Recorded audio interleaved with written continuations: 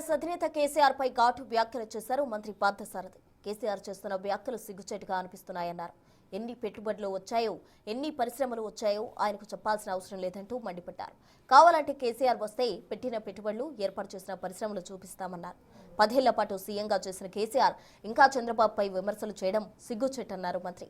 నూజువీడు పేకాట క్లబ్ అంశంపై కఠిన చర్యలు తీసుకోవాలని అధికారులకు ఆదేశాలు జారీ చేశారన్నారు. కోర్టు ఆర్డర్ ఉన్నా ఇష్టానుసారంగా పేకాట క్లబ్ను నడపడం కరెక్ట్ కాదంటున్న మంత్రి పార్థసారథితో మా ప్రతినిధి Shiva face to face. Telangana మాజీ సీఎం ఇటీవల కీలకమైన వ్యాఖ్యలు చేశారు. ప్రధానంగా చూసుకుంటే విశాఖ సబ్మిట్కి సంబంధించి ఎటువంటి పెట్టుబడులు రాలేదు, కేవలం బోటకం అని చెప్పారు. ప్రస్తుతం మంత్రి పార్థసారథి మనతో ఉన్నారు.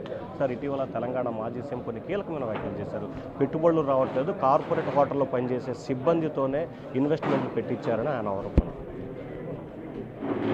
కేటీ రామారావు గారు, కేసీఆర్ గారు ఒక సీనియర్ రాజకీయవేత్త. ఆయన కొంత సంయమనం పాటించాల్సిన అవసరం ఉంది. ఆయన ఒక సీనియర్ మోస్ట్ నాయకుడు, దాదాపు 4th టైం ముఖ్యమంత్రిగా ఉన్న వ్యక్తి గురించి మాట్లాడేటప్పుడు ఆయన ఆక్రోశాన్ని బయట పెట్టుకున్నాడు తప్పితే వాస్తవాలు చెప్పలేదని చెప్పేసి మనం చేస్తాను. కేసీఆర్ గారికి ఏమైనా అనుమానం ఉంటే ఆయనకి మేము చూపించుకోవాల్సిన అవసరం మాకు లేదు, కానీ బట్ తెలుసుకోవచ్చు ఎన్ని కంపెనీలు ఇక్కడికి వస్తున్నాయో, హోటల్లో పనిచేసేవాళ్ళ లేకపోతే అంటే కించపరుస్తాం ఆయన భాష ప్రయోగం కానివ్వండి, లేకపోతే ఆయనకి ఉన్న భాష మీద ఆయనకున్న కమాండ్ని ఈ విధంగా దుర్వినియోగం చేయటం అనేది చాలా శోచనీయం.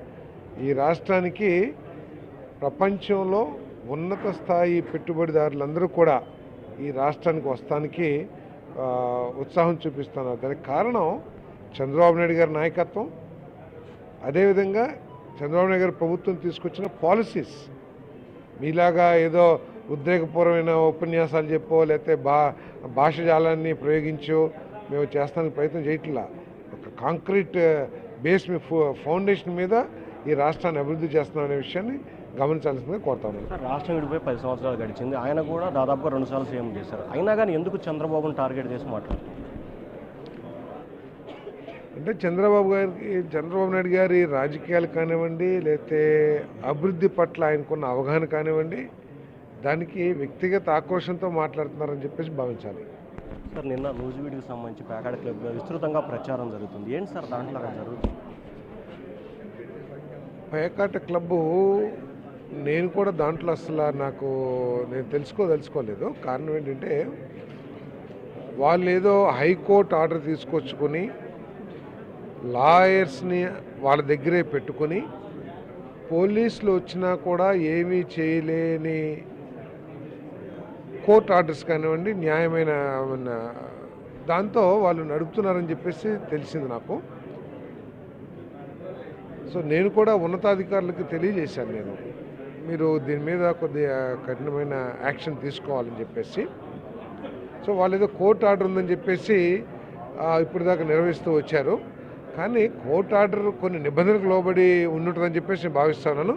సో అది నూజివీడు నియోజకవర్గంలో ఇటువంటి కార్యక్రమాలని ఎంకరేజ్ చేయము.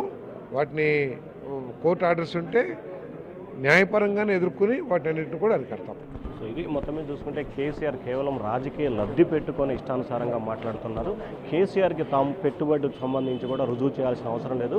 కావాలంటే ఏపీకి వస్తే ఎన్ని పెట్టుబడులు పెట్టాం, ఎన్ని పరిశ్రమవేత్తలు పెట్టామో చూసుకోవచ్చు అని చెప్పి కూడా మంత్రి పార్థసారథి కేసీఆర్కి సవాల్ విసిరారు. ఓటు